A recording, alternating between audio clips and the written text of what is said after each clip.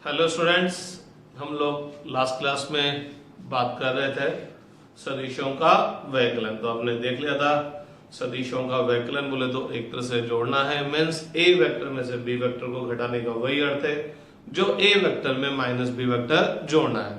इसका मतलब व्यवकलन घटाना एक तरह से जोड़ना ही है, और जोड़ना तो अपन पढ़कर आ चुके हैं ग्राफी विधि द्वारा और गणितीय विधि द्वारा।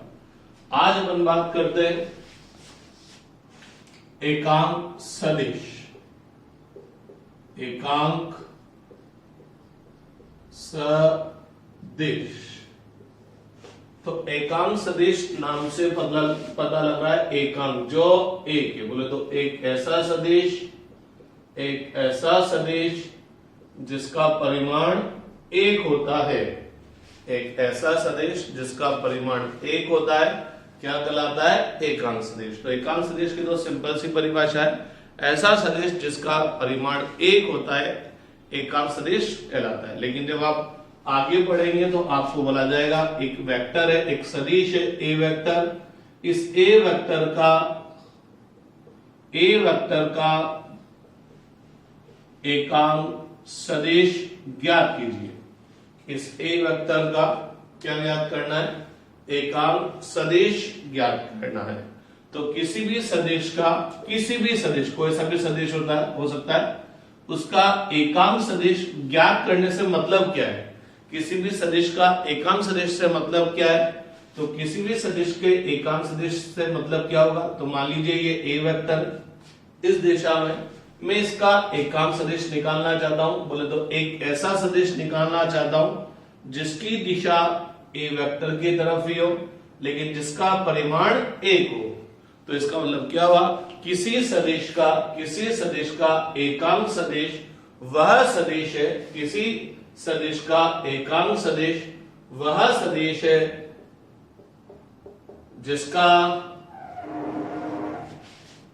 जिसका परिमाण एक हो तथा जिसकी दिशा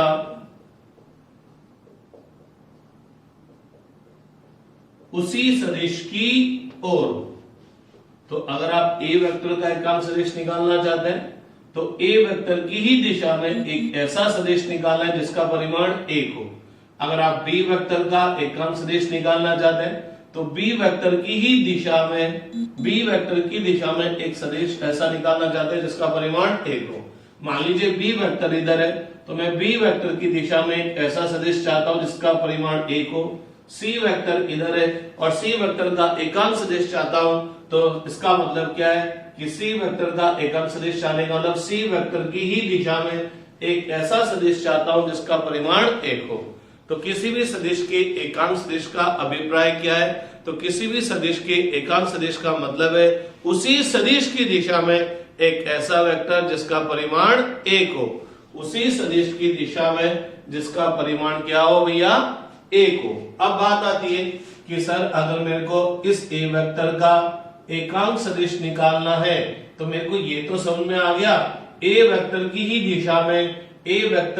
दिशा में एक ऐसा सदिश निकालना है जिसका परिमाण एक हो। तो मैं निकालूं कैसे? तो अपन सब जानते हैं किसी भी सदिश को प्रदर्शित करने के लिए दो बातों का ज्ञान होना आवश्यक है, एक तो परिमाण और एक दिशा। तो अगर मैं किसी सदिश में उसके परिमाण का भाग दे दूं,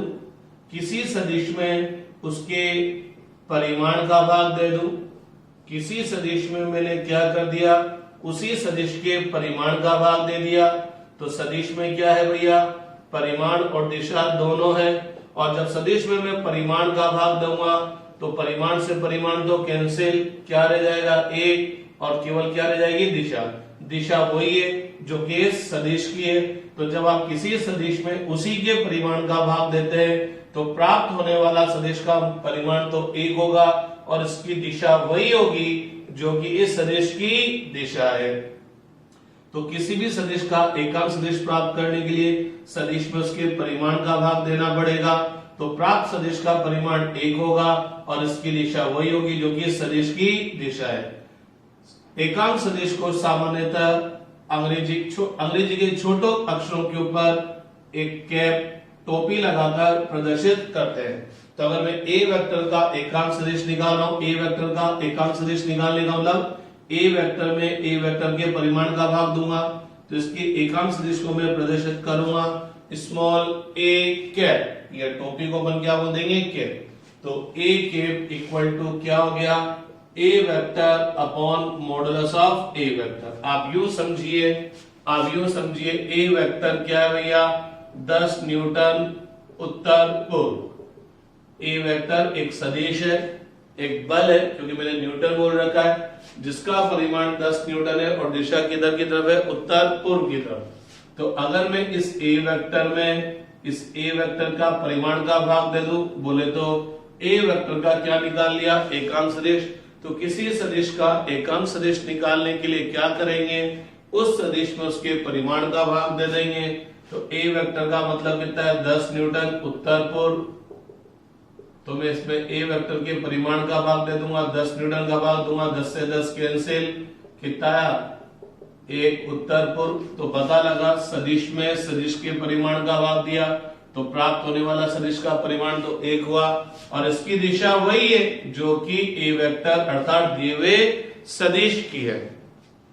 तो भैया लोगों एकांक सदिश की दो बातें हैं, एक तो एकांक सदिश का मतलब क्या है, एक एकांक सदिश ज्ञात कैसे करेंगे।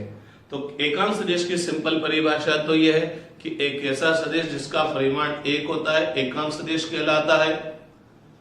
अब दूसरी बात क्या है कि अगर आपको किसी सदिश का एकांक सदिश निकालना है, या यूं बोलूं किसी सदिश का आपको एकांक सदिश की बात करनी है, तो इस एकांक सदिश के दो चीजें, एक तो इस एकांक सदिश का मतलब क्या है और एक इस एकांक सदिश को निकालूंगा कैसे।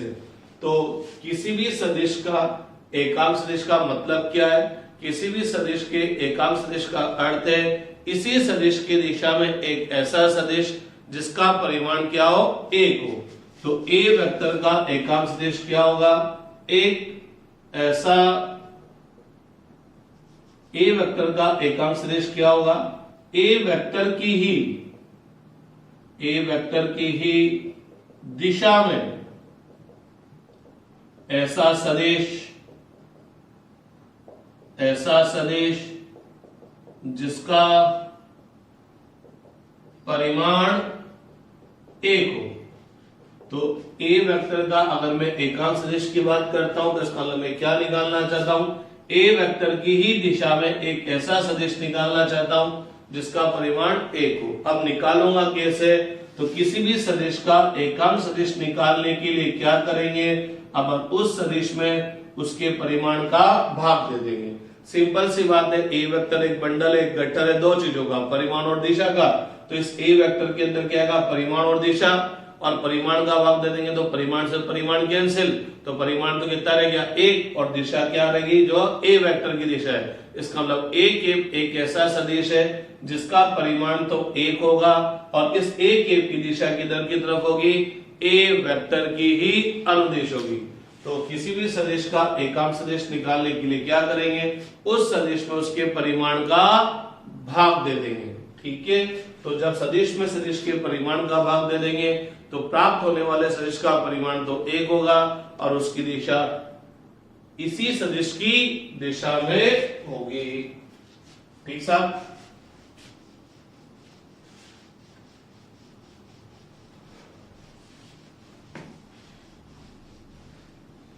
तो भैया लोगों ए वेक्टर का एकांक सदिश प्राप्त करने के लिए क्या करेंगे, ए वेक्टर में ए वेक्टर के परिमाण का भाग दे देंगे। तो प्राप्त होने वाला जो सदिश होगा वो ए वेक्टर की दिशा में एक ऐसा सदिश होगा जिसका परिमाण 1 होगा। मॉडुलस ऑफ ए वेक्टर को सिंपल ए से भी लिख सकते हैं, इसलिए A cap equal to A vector upon A, के से गुणा कर दूं तो ए वेक्टर इक्वल टू क्या हो जाएगा ए इंटू ए कैप। तो भैया लोगों में इस पूरे चैप्टर में शुरुआत से बोल रहा हूं कि सदिश को प्रदर्शित करने के लिए दो बातों का ज्ञान होना आवश्यक है, परिमाण और दिशा। तो आज के बाद दिशा देने के लिए मैं क्या करूंगा, इसी सदिश के एकांक सदिश का उपयोग करूंगा। आज तक तो मैं क्या करता था दिशा देने के लिए 10 न्यूटन उत्तर पूर्व, उत्तर दिशा, दक्षिण दिशा, पूर्व दिशा लिखता था। लेकिन आज के बाद सदिश की दिशा देने के लिए मैं इसी सदिश के एकांश सदिश का उपयोग करूंगा। तो देखना ए वेक्टर है, इस ए वेक्टर को प्रदर्शित करने के लिए दो बातों का ध्यान होना आवश्यक है, परिमाण और दिशा। ए वेक्टर का परिमाण तो सिंपल ए से प्रदर्शित करते हैं, और चूंकि ये तो केवल परिमाण आया, तो दिशा देने के लिए अपन क्या यूज करेंगे, ए कैप से। तो परिमाण को किससे गुणा कर देंगे, ए कैप से। ए कैप से गुणा करने पे क्या होगा, ए कैप का परिमाण तो एक ही है, सिंगल है ना, एक। ए को ए से गुणा करेंगे, ए आ जाएगा। लेकिन जो दिशा ए कैप की है वही दिशा ए वेक्टर की है। तो चूंकि ए कैप ए वेक्टर का एकांश सदिश है, तो इस ए कैप की दिशा वही होगी जो कि इस ए वेक्टर की है। अर्थात ए वेक्टर की दिशा देने के लिए मैं क्या करूंगा, इसके परिमाण दिशा देने के लिए मैं क्या करूंगा, इसी का एकांश सदिश उपयोग में लूंगा। उदाहरण के तौर पर अभी अभी अपन ने देखा था ए वेक्टर इक्वल टू 10 न्यूटन उत्तर पूर्व था। तो ए वेक्टर का परिमाण अर्थात ए का मान कितना आया था, 10 न्यूटन। तो ए कैप इक्वल टू कितना हो गया था, ए वेक्टर अपॉन ए। तो 10 न्यूटन उत्तर पूर्व अपॉन 10 न्यूटन। तो ए कैप इक्वल टू कितना आ गया, ए उत्तर पूर्व।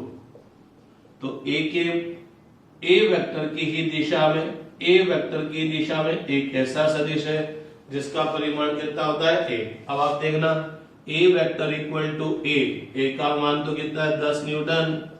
और ए कैप क्या है, ए कैप क्या बोला है, एक उत्तर पूर्व। एक को 10 से गुणा करूंगा, 10 न्यूटन, क्या आ गया, उत्तर पूर्व। आ गया ना वापस यही।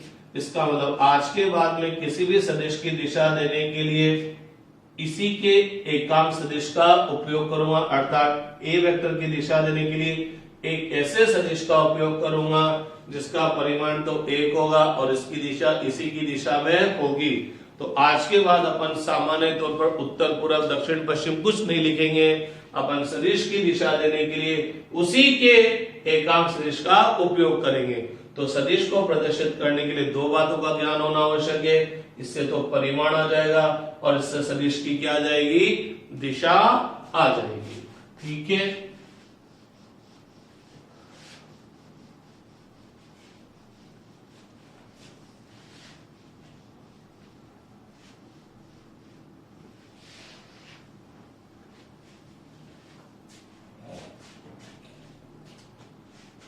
अब बात करते हैं अपन निर्देश तंत्र। निर्देश तंत्र, निर्देश तंत्र क्या होता है इसको भी अपन देखते हैं। मैं आपसे बोलूं कोटा कितनी दूरी पर है, कोटा कितनी दूरी पर है, तो बताइए कोटा कितनी दूरी पर है। तो आप में से कुछ बोल रहे होंगे सर कोटा 35 किलोमीटर दूर है, कुछ बोल रहे होंगे 36 किलोमीटर दूर है, कोई 34 किलोमीटर दूर आसपास बता रहा होगा। लेकिन एक बात गौर फरमाइए, मैंने बोला है कोटा कितनी दूर है, तो पता है एक तरह से मेरा क्वेश्चन इनकम्प्लीट है। क्यों इनकम्प्लीट है, मैंने ये तो बोला ही नहीं कि कोटा कहां से कितनी दूर है। मीन्स कोटा बूंदी से कितनी दूर है, कि कोटा तालेड़ा से कितनी दूर है, कि कोटा रामगंज बालाजी से कितनी दूर है, कि कोटा देवरी से कितनी दूर है, कि कोटा जयपुर से कितनी दूर है। तो जब तक मैं ये नहीं बोलूंगा कि कहां से, तब तक आप कोटा की दूरी नहीं बोल सकते। लेकिन आपने अपने दिमाग में बिठा लिया होगा कि सर कोटा की दूरी कहां से बोल रहे हैं, बूंदी से बोल रहे हैं, इस वजह से अपन 35, 36, 34 किलोमीटर बोल देते हैं। लेकिन भैया मैंने बोला ही नहीं कि कहां से। तो जब तक मैं ये नहीं बोलूं कहां से, तब तक आप कोटा की दूरी बता नहीं सकते। तो जब मैं बोलता हूं कोटा बूंदी से कितना किलोमीटर दूर है, तो कोटा 35 किलोमीटर दूर है। कोटा तालेड़ा से कितना दूर है, 17 किलोमीटर दूर है। कोटा जयपुर से कितना दूर है, तो अपन बोलेंगे 250 किलोमीटर है। कोटा 12 से कितना दूर है, तो अपन लमसम बोलेंगे 60 किलोमीटर डिस्टेंस पर है। तो भैया ये कोटा ही है, ये कोटा ही है, लेकिन इस कोटा की बूंदी जयपुर 12 से दूरी क्या है, अलग अलग है। इवन अलग अलग होने के साथ साथ दिशा भी अलग अलग है। अब मैं ये बोलूं कोटा कहां पर स्थित है, किधर स्थित है, तो मेरे को बोलना पड़ेगा कोटा बूंदी से पूरब की तरफ 35 किलोमीटर है। कोटा जयपुर के हिसाब से 250 किलोमीटर पूरब की तरफ है। कोटा 12 के हिसाब से 60 किलोमीटर पश्चिम की तरफ है। तो भैया कोटा ये, लेकिन कोटा की अलग अलग जगह के हिसाब से स्थिति अलग अलग है। कहीं से 35 किलोमीटर पूरब है, कहीं से 250 किलोमीटर पूरब है, कहीं से 60 किलोमीटर पश्चिम है। तो भैया लोगों, जब अपन किसी चीज की स्थिति बात करते हैं तो आपको ये बात करनी पड़ेगी कि मैं इस चीज की स्थिति कहां के हिसाब से बात करूं। कोटा की स्थिति बूंदी के हिसाब से बताऊं, जयपुर के हिसाब से बताऊं, 12 के हिसाब से बताऊं, झालावाड़ के हिसाब से बताऊं, कहां के हिसाब से बताऊं। तो भैया जिसके हिसाब से बताई जाती है उसी को अपन क्या बोलते हैं, निर्देश तंत्र। जब मैं कोटा की स्थिति बूंदी के हिसाब से बात कर रहा हूं, बूंदी के हिसाब से ज्ञात कर रहा हूं, तो बूंदी निर्देश तंत्र हुआ। जब मैं कोटा की स्थिति जयपुर के हिसाब से बात कर रहा हूं तो जयपुर निर्देश तंत्र हुआ। जब कोटा की स्थिति 12 के हिसाब से बात कर रहा हूं तो 12 निर्देश तंत्र हुआ। बोले तो वह निकाय जिसके सापेक्ष अन्य वस्तुओं की स्थिति को प्रदर्शित किया जाता है निर्देश तंत्र कहलाता है। तो जिसके हिसाब से आप अन्य जगहों की स्थिति को बताएंगे तो वह क्या कहलाएगा, निर्देश तंत्र। अपन बोले बूंदी से कोटा इतना है, तालेड़ा इतना है, जयपुर इतना है, अजमेर इतना है, जोधपुर इतना है, तो बूंदी के हिसाब से बात कर रहे हैं तो बूंदी क्या बन जाएगा, निर्देश तंत्र बन जाएगा। तो वह निकाय जिसके सापेक्ष अन्य वस्तुओं की स्थिति को प्रदर्शित किया जाता है क्या कहलाता है भैया, क्या कहलाता है, निर्देश तंत्र कहलाता है, निर्देश तंत्र कहलाता है। निर्देश तंत्र एक बहुत छोटी वस्तु भी हो सकती है और एक बहुत बड़ी वस्तु भी हो सकती है। अगर मैं इस कमरे के हिसाब से बात करूं तो मैं बोलूंगा कैमरा मेरे से 3 फीट सामने है, ये दीवार मेरे से 5 फीट राइट हैंड साइड पर है, ये दीवार मेरे से 3 फीट लेफ्ट हैंड साइड पर है, बोर्ड मेरे पीछे 1 फीट दूरी पर है, छत मेरे हिसाब से 6 फीट ऊंचाई पर है। तो अगर मेरे हिसाब से बात करूंगा और इस कमरे की चीजों को मेरे हिसाब से बोलूंगा कि मेरे हिसाब से किस दिशा में कितनी दूर है, तो मैं क्या कहलाऊंगा, निर्देश तंत्र कहलाऊंगा। अगर अपन इस बिल्डिंग में किसी अन्य रूम की स्थिति की बात करेंगे कि वो रूम कितना दूर है, तो मेरे से दूरी नहीं नापी जाएगी, इस कमरे के हिसाब से नापी जाएगी। तो यह कमरा क्या कहलाएगा, निर्देश तंत्र कहलाएगा।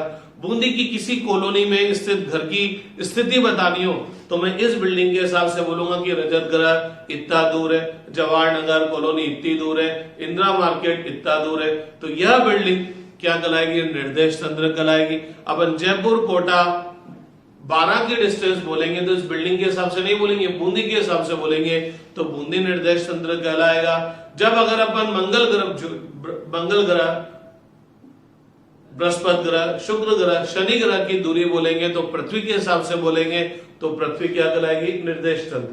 तो निर्देश तंत्र एक बहुत छोटी वस्तु भी हो सकती है और निर्देश तंत्र एक बहुत बड़ी वस्तु भी हो सकती है। बहुत सी बार फिजिक्स में आपकी पृथ्वी को ही निर्देश तंत्र लिया जाता है, लेकिन फिजिक्स में सामान्यतः किसी भी वस्तु की स्थिति बताने के लिए जो निर्देश तंत्र लिया जाता है उसे बोलते हैं कार्तिकेय निर्देश तंत्र।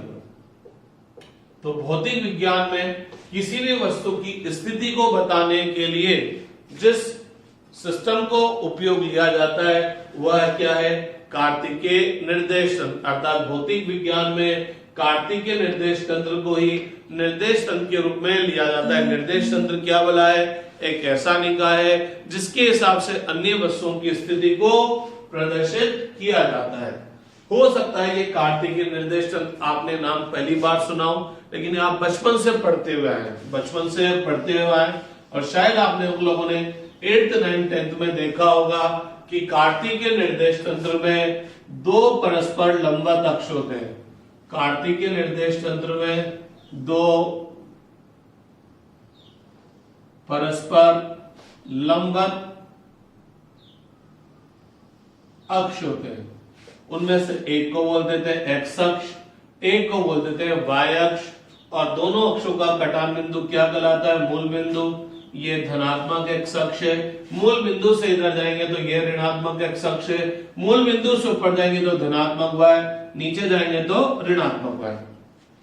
तो ये कार्तीय निर्देश तंत्र आपने बचपन से पढ़ा हुआ है, और अपन इस कार्तीय निर्देश तंत्र की सहायता से इस बोर्ड पर आने वाले किसी भी बिंदु की, किसी भी जगह की स्थिति को प्रदर्शित करते हैं। तो आप लोगों ने एक नाम सुना होगा, निर्देशांक। सुना होगा ना निर्देशांक। तो निर्देशांक क्या बताते हैं? स्थिति को ही बताते हैं भैया। किसके सापेक्ष? मूल बिंदु के सापेक्ष। अब समझिएगा, आज तक तो इतने डिटेल में नहीं समझा होगा। तो अगर मैंने क्या करा, कार्तीय निर्देश तंत्र में दो परस्पर लंबवत अक्ष होते हैं, एक ये और एक ये दो परस्पर लंबवत अक्ष हो गए। इन दोनों लंबवत अक्षों का कटान बिंदु क्या कहलाएगा? मूल बिंदु। तो मैं क्या करूंगा, इस बोर्ड पर स्थित इवन इस बोर्ड को कि इस भुजा को अनंत तक खींच दूं, उस भुजा को भी अनंत तक खींच दूं, इसको भी ऊपर अनंत तक, इसको भी नीचे अनंत तक। बोले तो इस तल को अगर मैं अनंत तक ले जाऊं, इस सतह को मैं अनंत तक ले जाऊं, तो उस अनंत सतह पर भी आने वाले किसी भी बिंदु की स्थिति को मैं इस निर्देश तंत्र की सहायता से बता सकता हूं। देखिएगा कैसे। जैसे मान लीजिए ये एक बिंदु है ए, आपसे बोला गया इसकी स्थिति बताइए। जनरली आपसे आज तक बोला गया होगा ए के निर्देशांक बताइए, लेकिन आज मैं उसी चीज को स्थिति बोल रहा हूं। तो ए की स्थिति बताने के लिए अपन क्या करते हैं? मूल बिंदु से चलते हैं। मान लीजिए मैं 4 किलोमीटर चला या 4 मीटर चला, और फिर यहां से वाई डायरेक्शन में 3 मीटर चला, तो मैं बोलूंगा इस ए के निर्देशांक कितने हैं? 4,3। बेसिकली मैंने फिर अधूरा बोला है, मेरे को बोलना चाहिए इस ए बिंदु के मूल बिंदु ओ के सापेक्ष निर्देशांक कितने हैं? 4,3। तो वही वाली बात है जैसे अपन बोलते हैं ना कोटा कितनी दूर है, अपन बोल देते हैं 35 किलोमीटर दूर है, लेकिन अपन को बोलना चाहिए कोटा बूंदी से 35 किलोमीटर दूर है।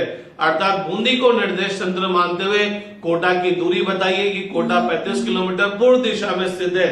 इसी तरह से अपन को ये बोलना चाहिए बिंदु ए के मूल बिंदु ओ के सापेक्ष निर्देशांक 4,3 है, क्योंकि बिंदु यही हो। लेकिन अगर मैं निर्देश बिंदु अलग चुन लूंगा तो इसके निर्देशांक क्या हो जाएंगे? अलग। अगर मैं इसकी जगह इसको निर्देश मूल बिंदु मान लेता तो इसके निर्देशांक बदल जाते कि नहीं बदल जाते?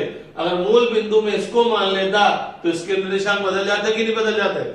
भैया ए तो वहां कमाइए, ए तो वहां कमाइए, लेकिन आपने निर्देश बिंदु बोले तो निर्देश तंत्र चेंज कर दिया, स्थिति बदल जाएगी।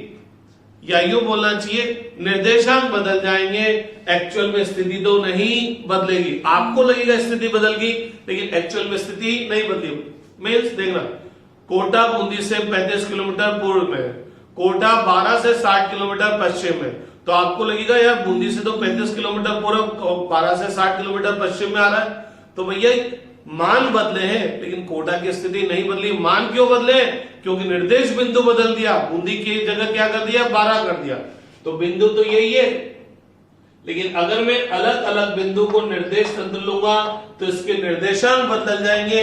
निर्देशांक बदलने का मतलब ये नहीं कि ए की स्थिति बदल गई, ए तो होगा वही है, लेकिन निर्देश तंत्र, निर्देश बिंदु चेंज हो गया। तो यही बात होती है कि जब आप किसी चीज की स्थिति बताते हैं तो मेन इंपॉर्टेंट बात है कि कहां के हिसाब से बात करें।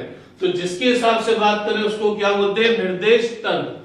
तो अपन जनरली बोल देते हैं ए के निर्देशांक 4,3 है, लेकिन अपन को बोलना चाहिए ए के निर्देशांक इस मूल बिंदु ओ के सापेक्ष 4,3 है, क्योंकि इसी ए के निर्देशांक किसी अन्य मूल बिंदु के सापेक्ष अलग आएंगे, अलग आएंगे। ठीक है।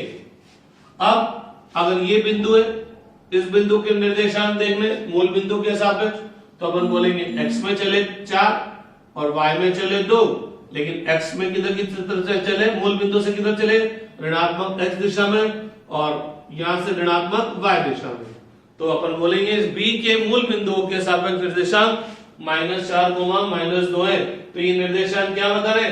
इस b की इस O के सापेक्ष स्थिति को बता रहे हैं। अब अगर मैं बोलूं एक बिंदु बताइए या एक ऐसी जगह बताइए जिसके मूल बिंदु के सापेक्ष निर्देशांक 5,-3 है, तो क्या मैं उस जगह पहुंच सकता हूं? मेरे से बोला गया आप ऐसी जगह पर पहुंचिए जिसके मूल बिंदु O के सापेक्ष निर्देशांक 5,-3 है, तो क्या मैं पहुंच जाऊंगा क्या?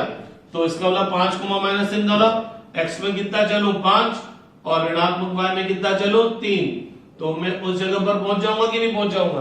तो मैं इस कार्तिकीय निर्देशांक की सहायता से इस तल पर आने वाले किसी भी बिंदु की स्थिति को प्रदर्शित कर सकता हूं। लेकिन एक तकलीफ है भैया। क्या तकलीफ है? ये काम तो 9-10 तक तो चल जाता था, क्योंकि 9-10 तक में क्या होती थी, एक तल में एक सतह में ही बात होती थी। लेकिन अब आप चूंकि 11th में आ गए और गलती से साइंस ले लिए, तो यहाँ हवा में भी बात होगी। और हवा में कैसे बात होगी कि मान लीजिए आपका बिंदु यहां पर है, आपका बिंदु यहां पर है, बोर्ड पर नहीं है, बोर्ड से बाहर है। अब आपका बिंदु यहां पर है और मेरे को इसकी स्थिति बतानी है, मेरे को इसकी स्थिति बतानी है, तो मैं क्या करूंगा? मूल बिंदु के सापेक्ष स्थिति बतानी है, तो मैं क्या करूंगा? x से चलूंगा, x दिशा में चलूंगा, फिर y दिशा में चलूंगा। लेकिन क्या मैं इस बिंदु पर पहुंच पाया? नहीं पहुंच पाया, तो मेरे को शायद इधर भी बाहर चलना पड़ेगा, बोले तो बोर्ड के बाहर भी मेरे को चलना पड़ेगा। इसका मतलब मेरे को x दिशा, उसके लंबवत में y दिशा में चला, तो इसके लंबवत एक और दिशा में चलना पड़ेगा। इसका मतलब अगर बिंदु हवा में है, इस बोर्ड के तल पर नहीं है, तो मेरे को क्या करना पड़ेगा? 3 परस्पर लंबवत दिशाओं में चलना पड़ेगा। अर्थात अगर बिंदु हवा में है तो केवल इन 2 अक्षों से काम नहीं चलेगा, उस पर जाने के लिए आपको बोर्ड के तल के लंबवत बाहर या बोर्ड के तल के लंबवत अंदर जाना पड़ेगा। तो जब आप 11th में आ जाते हैं तो अपन बोलते हैं कार्तिकीय निर्देश तंत्र में 2 नहीं 3 परस्पर लंबवत अक्ष होते हैं, x अक्ष, y अक्ष और एक और बाहर की तरफ आएंगे तो z अक्ष। तो कार्तिकीय निर्देश तंत्र में 3 परस्पर लंबवत अक्ष होते हैं, x अक्ष, y अक्ष और z अक्ष। ये x अक्ष है, ये y अक्ष है और ये z अक्ष है। बोले तो z अक्ष बोर्ड के तल के लंबवत है, ताकि ये 90 ये 90। तो कार्तिकीय निर्देश तंत्र में 3 परस्पर लंबवत अक्ष होते हैं, OX अक्ष, OY अक्ष और OZ अक्ष। परस्पर लंबवत होने का मतलब OX और OY तो पूरी दुनिया जानती है लंबवत होते हैं, लेकिन OX और OZ भी लंबवत है और OY और OZ भी लंबवत है। तो तीनों एक दूसरे के लंबवत है। X और Y तो लंबवत दिख ही रहे, तो Z अक्ष जो होगा वो इस बोर्ड के ही लंबवत होगा। तो आप देखेंगे ये एंगल 90, ये एंगल 90। लेकिन एक तकलीफ है, जैसे मैं Z अक्ष खींचता हूं तो ये खिंचता ही नहीं है, क्योंकि यहां पर मेरे पास कोई दीवार, कोई सतह नहीं है। तो एक्चुअल में जो Z अक्ष है वो बोर्ड के तल के लंबवत बाहर की तरफ है। इसकी बाहर की तरफ मतलब इसकी दिशा धनात्मक बाहर की तरफ है और बोर्ड के तल के लंबवत अंदर ऋणात्मक है। बोले तो Z अक्ष ये बाहर भी जा रहा है और इसके अंदर भी जा रहा है। मींस Z अक्ष इधर भी है और इधर भी, बाहर की तरफ धनात्मक है, अंदर की तरफ ऋणात्मक है। लेकिन तकलीफ ये आती है, जैसे मैं ड्रॉ करता हूं ड्रॉ नहीं होता, तो मेरे को इसको ड्रॉ करने के लिए, बोर्ड पर ड्रॉ करने के लिए Z अक्ष इधर पर बनाना पड़ता है। लेकिन इसका ये मतलब नहीं कि Z बोर्ड के तल पर है, Z इधर है। अगर Z इधर होता तो OX अक्ष और OZ अक्ष लंबवत नहीं होते।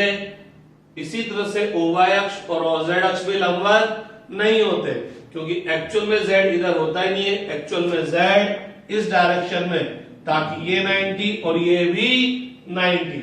लेकिन एक प्रॉब्लम है कि ये लाइन ड्रॉ नहीं होती, इसलिए Z अक्ष को इधर बनाना पड़ता है। लेकिन दिमाग में भी से बिठा लेना, Z अक्ष इस बोर्ड के तल में नहीं है, इवन इस बोर्ड के तल के ही क्या है, लंबवत है। ठीक है, तो कार्तिकीय निर्देश तंत्र में 3 परस्पर लंबवत अक्ष होते हैं, OX अक्ष, OY अक्ष और OZ अक्ष। अब आपको किसी भी बिंदु की स्थिति बतानी हो, दुनिया में किसी भी चीज की स्थिति इस मूल बिंदु के सापेक्ष बतानी हो, अपन आसानी से बता सकते हैं। जैसे मान लीजिए ये बिंदु है, तो 3 मीटर इधर चला, 4 मीटर इधर चला और 5 मीटर जेड में चला, जेड दिशा में चला, तो इस बिंदु के निर्देशांक क्या हो जाएंगे? 3, 4, 5। ठीक, तो अब मैं इस कार्तिक निर्देश तंत्र की सहायता से दुनिया में किसी भी चीज की स्थिति को प्रदर्शित कर सकता हूं। ध्यान दें, कार्तिक निर्देश तंत्र में 3 परस्पर लंबवत अक्ष होते हैं, एक्स अक्ष, वाई अक्ष और जेड अक्ष। तीनों अक्षों का कटान बिंदु मूल बिंदु कहलाता है। और अपन किसी भी बिंदु की स्थिति को किसके सापेक्ष प्रदर्शित करेंगे? मूल बिंदु के सापेक्ष प्रदर्शित करेंगे। बोले तो यह क्या कहलाएगा? मेरा निर्देश बिंदु। अगर किसी क्वेश्चन में एक को निर्देश बिंदु माना, लेकिन उसी क्वेश्चन में निर्देश बिंदु चेंज हो गया, तो अन्य सभी बिंदु के निर्देशांक भी क्या हो जाएंगे? चेंज हो जाएंगे। अरे सिंपल सी बात है, इसको मूल बिंदु माना ना, आप तो मानो ये बिंदु है और ये बिंदु है, यहां से चला यहां तक गया, कितना चला? 5 चला। y में चला ही नहीं, z में चला ही नहीं, इसके निर्देशांक क्या होंगे? 5, 0, 0। लेकिन अगर मैं इसी बिंदु के निर्देशांक इसके हिसाब से बोलता और इसकी यहां से यहां तक दूरी कितनी होती? 2 मीटर होती, तो ओडेश के हिसाब से बोलता था, ओडेश से चलता है यहां पर, तो कितना चलना पड़ता? यहां से यहां तक चलना पड़ रहा है 5, यहां से यहां तक चलना पड़ रहा है 2, तो यहां से यहां तक कितना चलना पड़ता? 3। तो इस ओडेश के सापेक्ष इस a के निर्देशांक कितने होते? 3, 0, और अगर मैं इस a को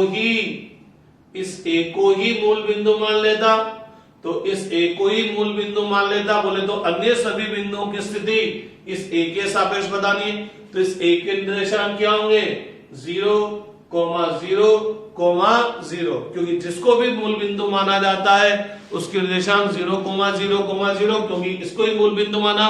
और इसी की निर्देशांक बात कर रहा हूं, तो भैया इस बिंदु से इसी बिंदु पर चलने के लिए मेरे को किसी दिशा में चलना नहीं पड़ता, इसलिए x वाला निर्देशांक भी 0, y वाला भी 0 और z वाला भी 0। और जब आपने इसको मूल बिंदु माना था, तो इसके निर्देशांक क्या होंगे? 0, 0।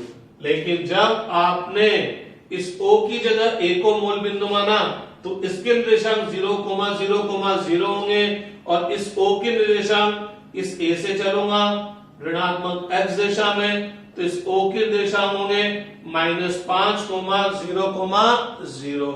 कुछ समझ में आया? मैं बहुत भारी भारी बातें कर रहा हूं, दिमाग लगाना पड़ेगा। ठीक है कि नहीं? बात क्लियर? अब आप लोगों ने थोड़ी देर पहले बोला, क्या बोला भैया? कि दिशा बताने के लिए हम एकांक सदिश का उपयोग करेंगे। दिशा बताने के लिए हम एकांक सदिश का उपयोग करेंगे। तो स्टैंडर्ड नोटेशन है कि अगर कोई सदिश x दिशा की तरफ है, तो दिशा बताने के लिए हम क्या यूज करेंगे? आई कैप। अगर कोई सदिश y दिशा की तरफ है, धनात्मक y दिशा की तरफ है, तो j कैप। और अगर कोई सदिश धनात्मक z दिशा की तरफ है, तो k कैप। तो ये स्टैंडर्ड नोटेशन है कि अगर सदिश की दिशा x, y, z की तरफ है, तो इनकी दिशा बताने के लिए क्रमशः आई कैप, जे कैप और के कैप यूज किए जाते हैं। आई कैप, जे कैप, के कैप तीनों एक दूसरे के लंबवत है, क्योंकि x आई कैप x की तरफ है, जे कैप y की तरफ और z कैप k की तरफ है। हाँ, अगर सदिश की दिशा ऋणात्मक x दिशा में, तो दिशा बताने के लिए माइनस आई कैप, ऋणात्मक y में तो माइनस जे कैप, ऋणात्मक z है तो माइनस के कैप। अब आप यूं मतलब समझिएगा, आपको बोला गया किसी वस्तु पर लगने वाला बल 10 न्यूटन आई कैप है, किसी वस्तु पर लगने वाला बल 10 न्यूटन आई कैप है, इसका मतलब बल का परिमाण तो 10 न्यूटन हो गया, और दिशा किधर की तरफ हो गई? आई कैप, अर्थात धनात्मक x दिशा में, क्योंकि आई कैप एक एकांक सदिश है जिसकी दिशा किधर की तरफ है? धनात्मक x दिशा में। इसी तरह से आपको बोला गया कि एक वस्तु पर लगने वाला बल -10 न्यूटन जे कैप है। तो जैसे अपन सोचते हैं कि बल -10 न्यूटन जे कैप है, तो अपन बोलेंगे कि बल का परिमाण कितना है? -10 न्यूटन। और यही गलती हो जाएगी। ध्यान रखना, किसी भी सदिश का परिमाण ऋणात्मक नहीं होता है, किसी भी सदिश का परिमाण ऋणात्मक नहीं होता। तो परिमाण तो 10 न्यूटन होगा, फिर आप बोलेंगे सर ये माइनस क्या होगा? तो ये माइनस क्या बताएगा? दिशा को माइनस क्या बताएगा, दिशा को, और माइनस का मतलब क्या होगा, दिशा विपरीत है। तो माइनस क्या बताएगा कि इस बल की दिशा जे के विपरीत है, अर्थात किधर की तरफ है, ऋणात्मक y अक्ष की तरफ है। किधर की तरफ है भैया, ऋणात्मक y अक्ष की तरफ है।